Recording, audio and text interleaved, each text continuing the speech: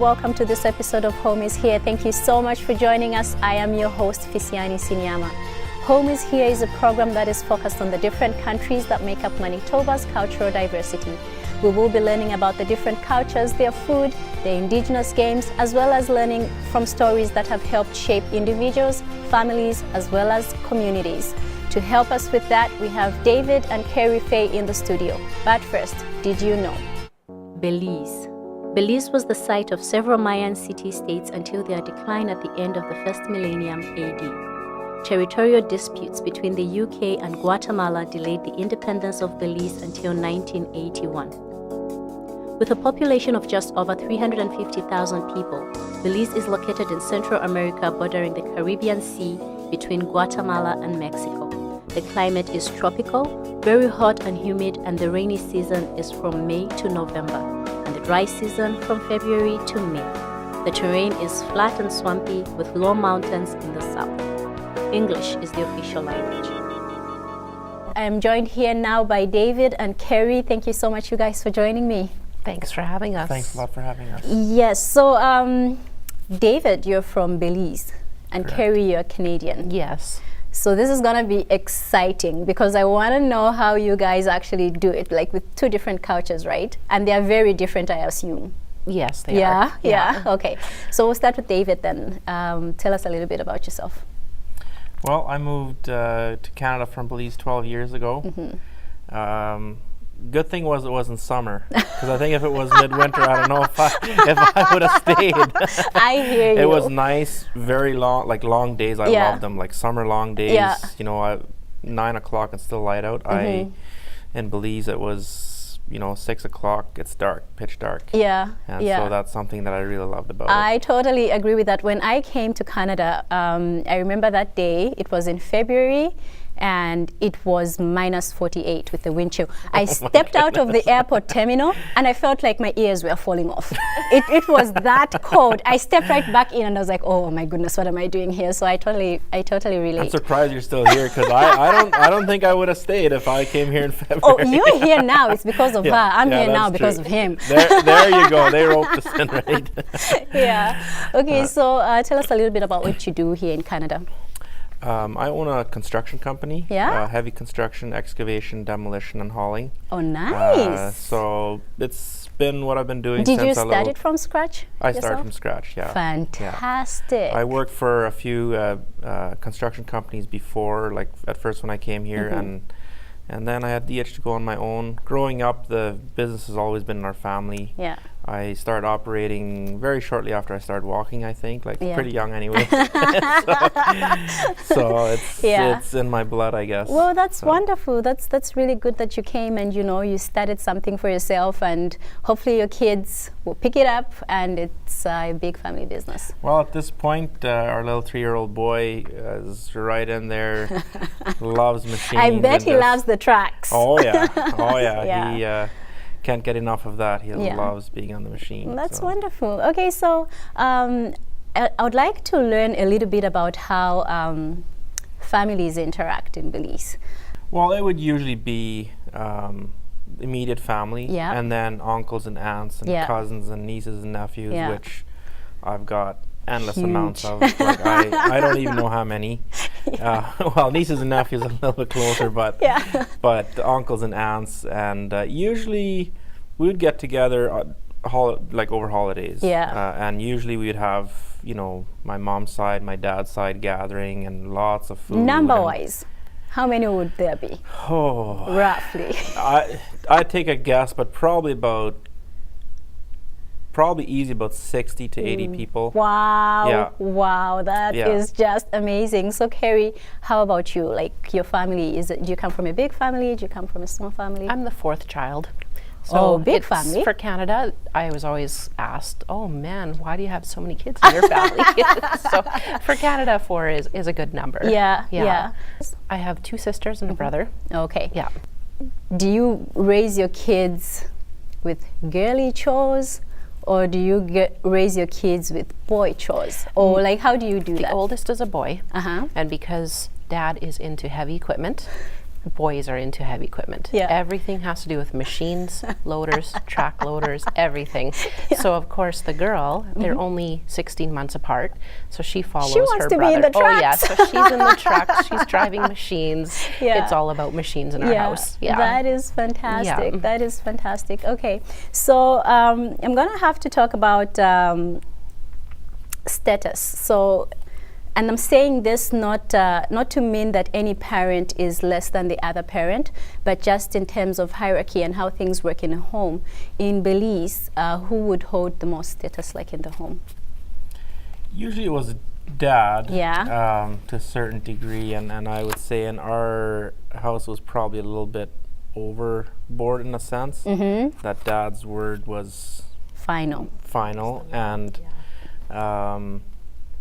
but yeah, I would say overall, but mom obviously played a big role overall in Yes. the home. Like she was In I mean, my keeping it mom- together, right? Yeah, Yeah. I mean, my mom worked like endlessly, almost 24 hours a day. Well, not quite 24 hours a day, but like I come from a family of 11 kids, and Wow. and yeah, She was on her feet she's a my lot. hero. Let's put it that way. Oh, that is Yeah. wonderful. Wow. So she was I a rem- busy in lady. fact, when you say homemade, I was thinking about this a little while ago. When I was a kid, I heard of a family that would buy their bread at the store, and I thought that was absolutely crazy. Like, who buys their bread at the store? Like, who doesn't make their own everything bread? was right? made. Oh, wonderful. Yeah. That is really cool. So your mom made you guys bread, and all Oh, you ever knew was bread, you make it bread, at home. Their noodles, everything was made from scratch.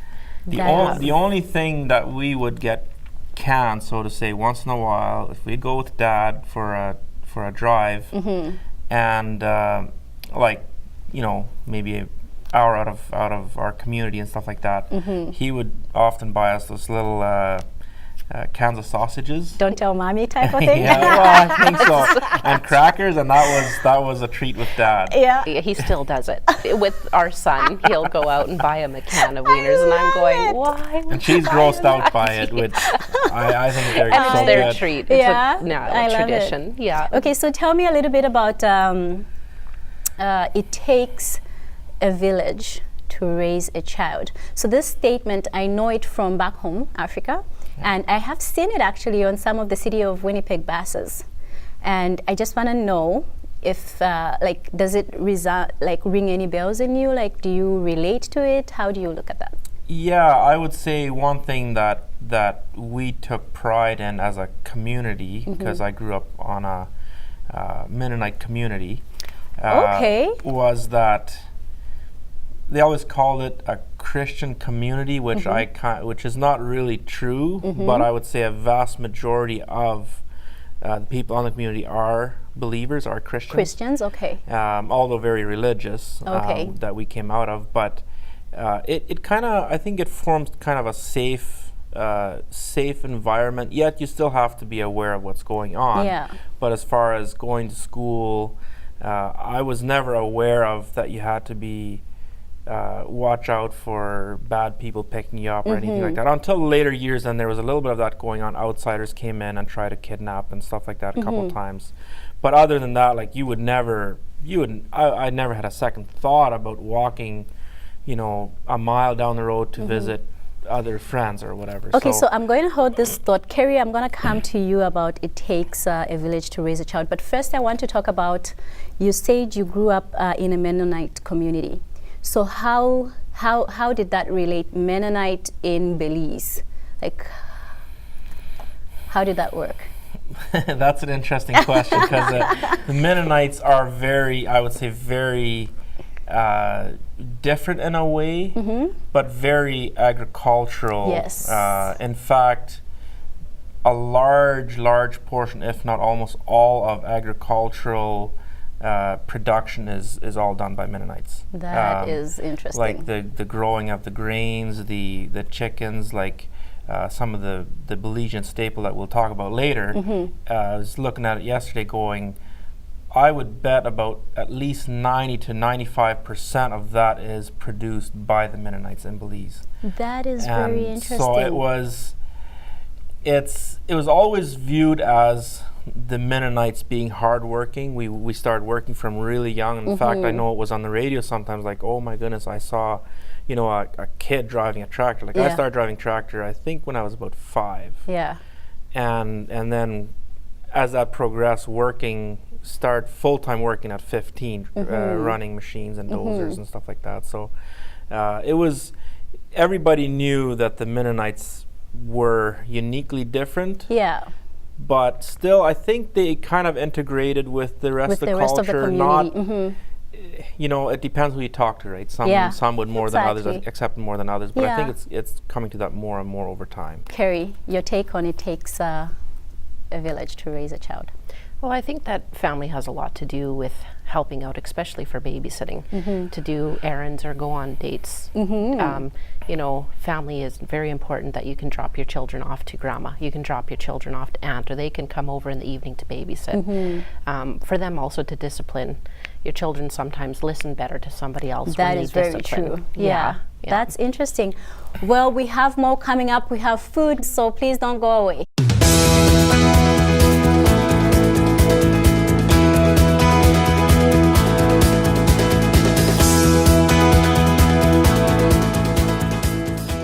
Welcome back. Thank you so much for joining us again. We do have Kerry and David Fair telling us a little bit about Belize. In each and every culture, there are things that are very important and there are things that are not so important. So David, I want us to talk social etiquette. A few things that come to mind to you when we talk social etiquette. Can you tell us a little bit about that in Belize? Well, one thing in our community was with the dress code, and that was more, I guess, a Mennonite thing, and it was believed to be based on the Bible, which I think was taken too far. And some of that is emerging over time as well. They're seeing that, hey, some things are not as important as we deemed it to be. But dress code was a big thing. Like, you don't, for female, you don't go out with, showing too much cleavage or showing too much. You got to be dressed well, like that. So no short skirts, can't do those short shorts, No. short shorts. No, it was skirts below the knees. Yeah. Okay. Yeah, and then another thing that was very common as far as visiting, we would sometimes on a Sunday afternoon just get on the truck, my parents, the kids, and just drive and let's go to so-and-so's house. No phone call, nothing, just go there. And also when you showed up at somebody's place, here usually you go and you ring on the doorbell. Out there, it was always, if you heard somebody coming onto your yard, you go out automatically and you welcome them. They would not come out of the vehicle until you came and said hello and welcome here. That is interesting, and I'm laughing because it's the same in my culture too. Like, I remember when I came to Canada, and I think it was Kerry, I went to her place and just show up, and then I learned, you don't do that here. You actually have to make appointments because people might not be there. And I would be right in her backyard and say, I'm in the neighborhood, are you at home? Because it's like, I'm trying. I'm getting there. I'm learning, right? He still does. Even to this day, he'll just be out for a drive and, let's just go stop at so-and-so's house. I'm like, maybe just send them a quick text. Let's just make sure they're there and they're okay. And at least you've got somebody to balance you. You're better than my situation. I enjoy that. Like, and I know, you have to give people notice and they want to make everything look nice and presentable, but it's like, whatever, it's life. So it is what it is. It is what it is. You live the way you live. Yeah, exactly. We don't mind. Yeah.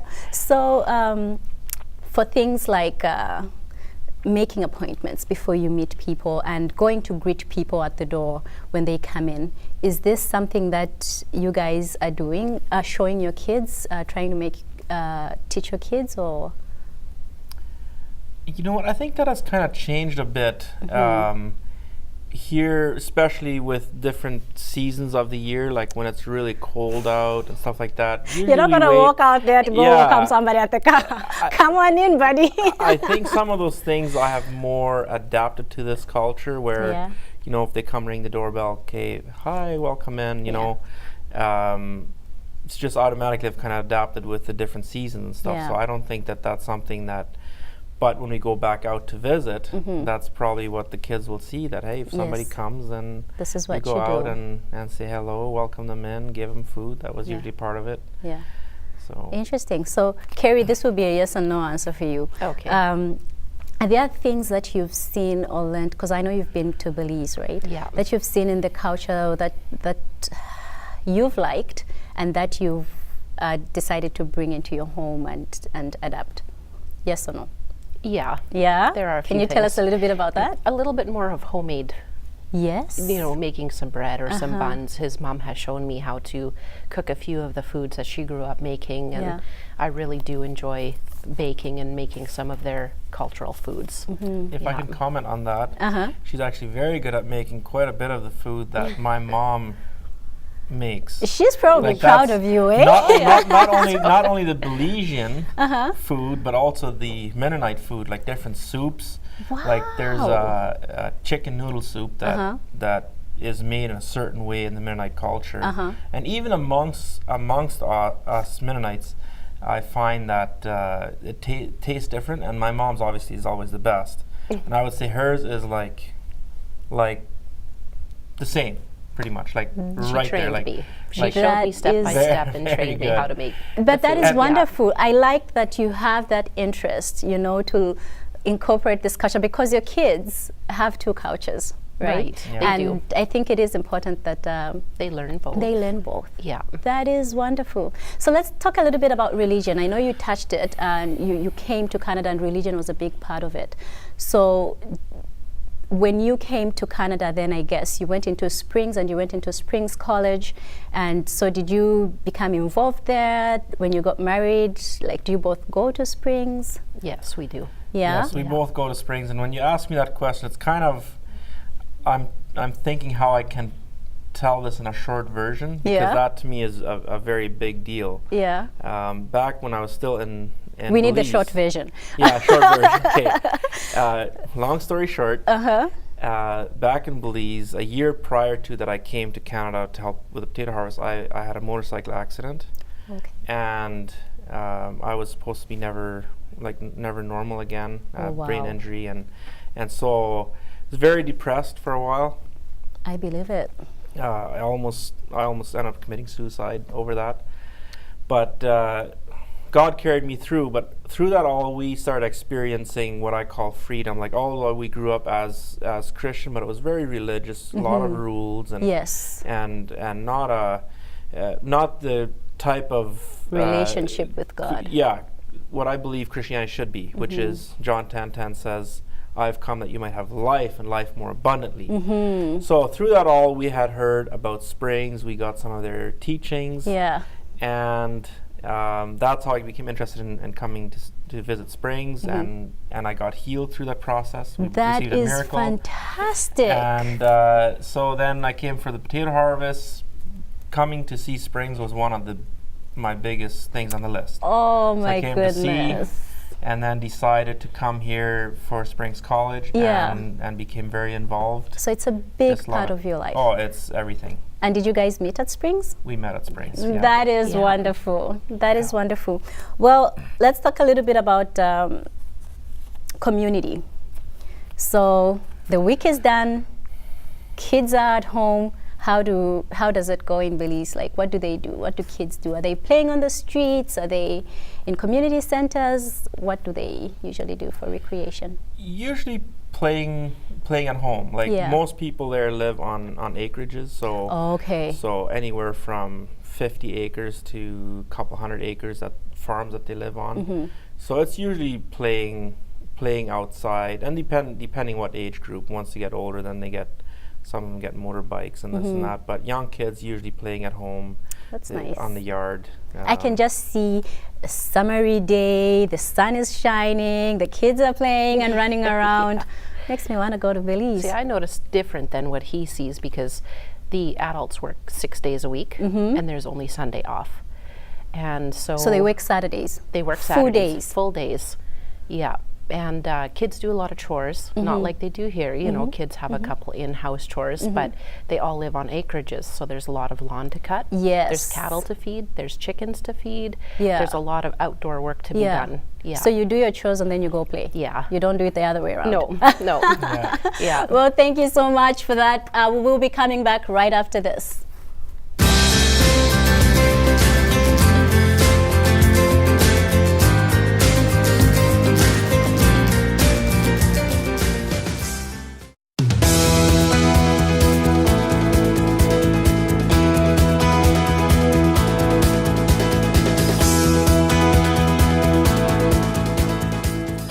Welcome back. If you're just joining us, we are talking Belize today, and we have Kerry and David helping us to unveil that culture. We're going to be talking weddings, and weddings are important whichever culture you're coming from. So David, I want you to tell us a little bit about how you do weddings in Belize. Well, first of all, if somebody was getting married, it was a fairly small community, big in land size, but about 700 people. It used to be everybody is automatically invited. Oh, really? But a wedding there, the cost of a wedding, that's something that boggled my mind when I came here, the amount of money people spend on weddings. Because a wedding out there, and this is now years ago, but I remember one of my older siblings getting married. I think it cost about $250. That is it. Okay, when you compare it to the Canadian wedding, like I just want to laugh right now. 250 doesn't even get you a dress. Exactly. But it was the dress was sewn. Like everybody would sew their own dresses, or somebody in the community would sew it. And then the food was more basic. It was sandwiches or tacos or soup, mostly homemade. Yeah, nothing fancy, just no, I mean, community getting decor. together. So I know one thing that was very trendy for a while. My siblings started it was they'd go into the bush and get these big tree leaves. They call corozo leaves, and they would decorate everything with or a lot of it with that, and add some stuff. But you didn't have to go out and spend thousands of dollars in decor. Like it was right there in our backyard. So have things changed now, or is it pretty much almost They have there? changed. They have emerged more. I'm sure they cost more now, and they're a little more fancier in certain groups in the community. Yeah. But still nowhere comparison to what we spend. I mean, I got married 5 years ago, and I won't tell nobody how much we spent. I won't be asking either, lest you ask me. yeah, exactly. Okay, so Kerry, tell us a little bit about your experience when you went to Belize. Like, how did you find the place? Well, it's beautiful. Everything there is beautiful. Yeah. Things that are a little bit different, things I'm not used to, like snakes, spiders, jaguars, howler monkeys in the bushes that sound like something is being murdered in the bush. It is a very different experience. Can't sleep. Yeah. To see some 10-year-old boys see some poisonous snakes on the grounds, go grab the machete out of the shop, cut their heads off, dispose of it so nobody gets bit. Without running to mommy or daddy, come take care of this. No. Shouldn't somebody be with them? Shouldn't an adult go with them? This is not for children, but they're used to it. They've grown up in it. They understand what's happening. Yeah. That is interesting. But you see, what I like is actually your take on it. That's what they've grown up with. Right. They understand it probably better than an adult that is not from the place. It better than me. Yeah, so if they asked Auntie Kerry to come take care of it, Auntie Kerry will probably not be going there. I wouldn't even know how to approach a snake or a tarantula on the ground. I would just run. That is wonderful. And so, David, are these things that you just learn by observing when you are young, or like are you taught at a certain point how to deal with things like that? I would say we just learn it growing up. Like for me, I never thought Belize as like in the bush to be dangerous. When she came, she's like, oh my goodness, snakes and scorpions, and I'm like, I don't know. You watch where you walk, and something's there. Like, okay, snakes, if they're poisonous, you kill them. Like, I don't know. It's just part of life. Like, it wasn't to us. It wasn't dangerous. Yeah, that is interesting. Well, we will still be coming back, and we're still talking food right after this.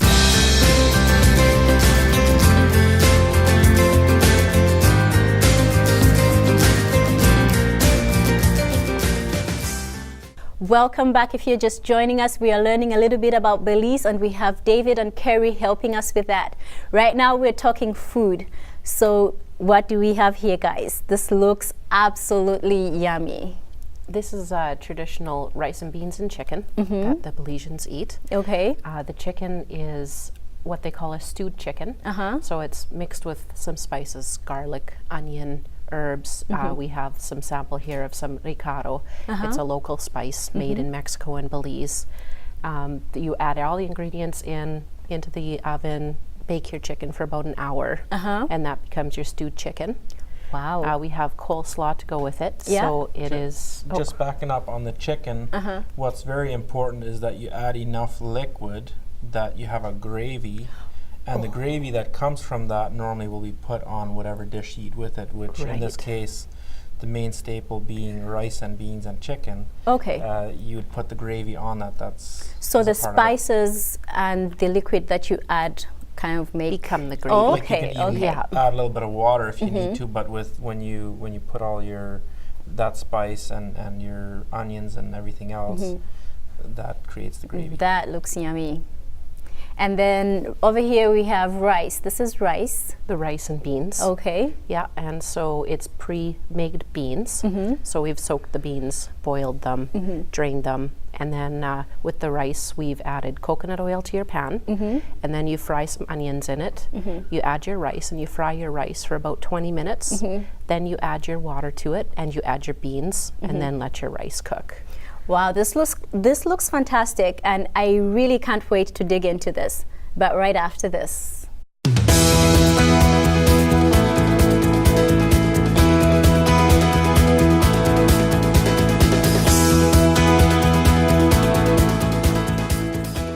Welcome back. We're just getting ready to dig into this beautiful meal that you see here.